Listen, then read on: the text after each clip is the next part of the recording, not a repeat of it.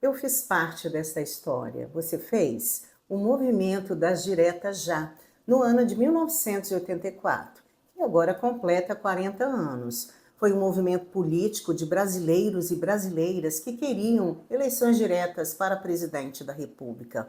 Um movimento tão grande, tão intenso, que tomou as ruas do nosso país, dos estados, os estudantes também aderiram àquela movimentação e foi um movimento exitoso, onde o povo brasileiro conquistou que nós tivéssemos as eleições diretas para presidente da República. A abertura política brasileira foi iniciada no governo de Ernesto Geisel, no ano de 1974 a 79, que foi o período que ele governou o nosso país. Mas isso aconteceu de forma lenta, de forma gradual. João Figueiredo foi eleito presidente da República e deu continuidade ao processo de abertura política, aprovando medidas importantes para tal fim, como a lei de anistia e o pluripartidarismo, que promoveu a formação de partidos políticos, acabando com o bipartidarismo. Em 1982, foram realizadas eleições diretas para os governos estaduais, aos poucos beneficiados pela lei de anistia, que puderam voltar do exílio para o Brasil. Participaram deste pleito.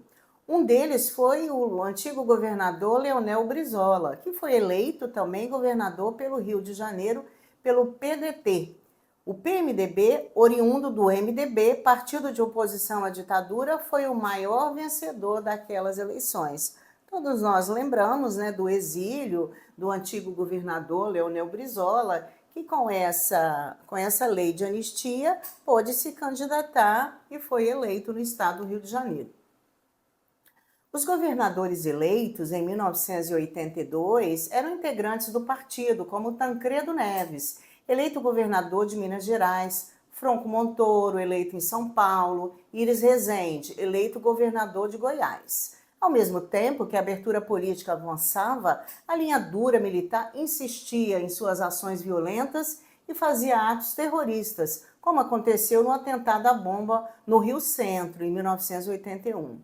A vitória da oposição nas eleições estaduais de 1982 motivou o lançamento de projetos mais amplos, como a realização de eleições presidenciais pelo voto direto em 1985. Por causa da urgência da realização das eleições diretas, o termos direta já batizou o movimento que defendia a participação do povo na escolha do próximo presidente da República. Apesar da empolgação quanto à possibilidade de se escolher um novo chefe do Poder Executivo pelo voto direto, havia o temor que os militares da linha dura agissem de forma truculenta contra as manifestações das diretas. Aí não teve jeito. O povo tomou as ruas e começou a exigir as eleições diretas para presidente da República. A abertura política iniciada por esses presidentes que eu falei anteriormente, elas foram de importância, para o progresso, para estas conquistas. O retorno dos exilados no Brasil, como a maior participação das lideranças civis na política. Alguns nomes nesse momento no cenário político brasileiro se destacaram. São eles o antigo presidente da República, Tancredo Neves. Ele já tinha uma trajetória política assim, muito reconhecida. Ele havia sido ministro do segundo governo de Getúlio Vargas, de 1951 a 1954, além de deputado e senador por Minas Gerais, em vários mandatos. Buscando construir uma aliança, então, que abarcasse opositores da ditadura e aliados que mudaram o lado para apagar as luzes, Tancredo Neves optou pela via da conciliação, que a redemocratização acontecesse de forma negociada e sem atritos. Em 1982, ele se elegeu a governador de Minas Gerais, o que lhe permitiu não somente consolidar sua liderança, mas também organizar os comícios pelas diretas em seu estado e participar dos eventos em outras localidades. Então foi um marco bastante importante que impulsionou esse movimento em todo o território nacional. Outra liderança também que eu faço questão de destacar nessa luta pelas diretas já foi Ulisses Guimarães. Ele teve uma atuação firme no parlamento por se opor à ditadura que até então vigia, né? Em 1973, durante o colégio eleitoral que escolheu o general Ernesto Geisel como novo presidente da República, Ulisses Guimarães lançou sua anticandidatura presidencial. O que foi isso? Foi um protesto contra a forma autoritária pela qual se escolhia o presidente no período ditatorial. Seu gesto animou a oposição em se articular para combater os militares que estavam no poder. Ulisses Guimarães, tal qual Tancredo Neves, optou pela via da conciliação, buscando diálogo com civis e militares. Ele também participou dos comícios pelas diretas já, sendo aplaudido efusivamente pelo público, pelos eleitores e eleitoras do nosso país. Outra pessoa de suma importância também foi Dante de Oliveira, um jovem político do Mato Grosso, que se tornou nacionalmente conhecido ao propor a emenda constitucional que motivou as diretas já. Outros líderes também se destacaram. Eu falo aqui em Franco Montoro, em Iris Rezendes, artistas, atletas, né? E tantas pessoas do cenário midiático assentiram também favoravelmente a esta movimentação, e isso também fez com que ganhasse uma força muito grande no cenário político brasileiro.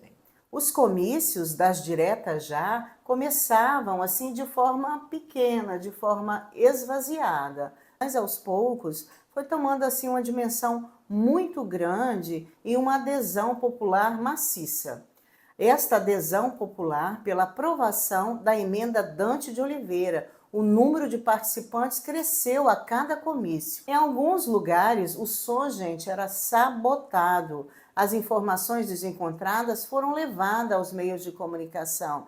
Na verdade, procurava-se dar assim uma outra configuração a essa movimentação no intuito de esvaziar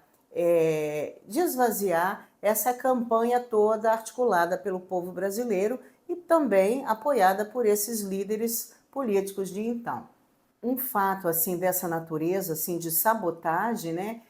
Um fato também que se tornou conhecido no cenário brasileiro, o que aconteceu em 25 de janeiro de 1984, quando o Jornal Nacional da Rede Globo de televisão mostrou uma imagem da Praça da Sé repleta de pessoas, informando que era um evento comemorativo ao aniversário da capital paulista, quando de fato era uma movimentação do movimento Direta Já. Logo, no dia 25 de abril de 1984, no ano que se recordava os 20 anos do golpe que instalou a ditadura no Brasil, a Câmara dos Deputados colocou em votação a emenda Dante de Oliveira.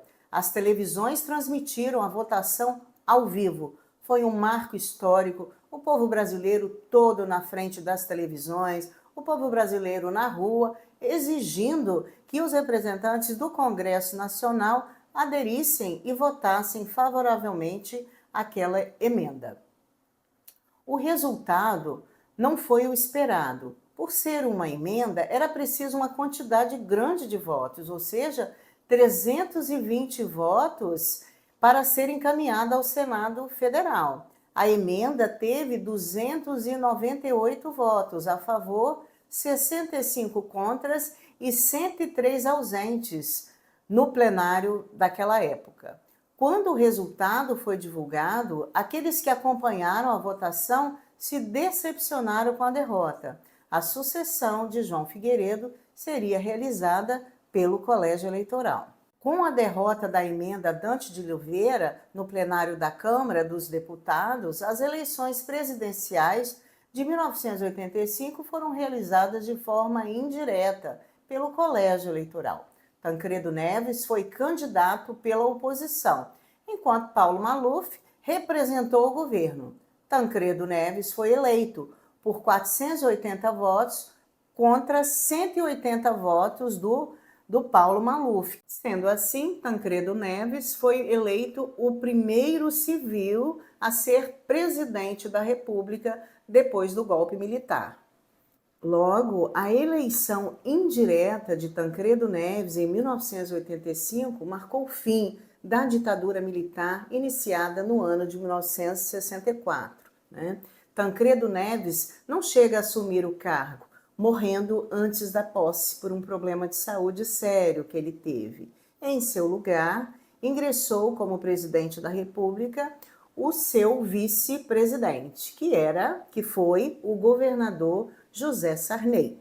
Eu penso que seja importante nós relembrarmos assim a situação histórica do movimento político brasileiro que levou à finalização da ditadura militar no nosso país. Você gostou desse conteúdo? Me responde, porque a partir do seu conhecimento, a partir da sua vontade, nós podemos prosseguir com outras fases da história brasileira.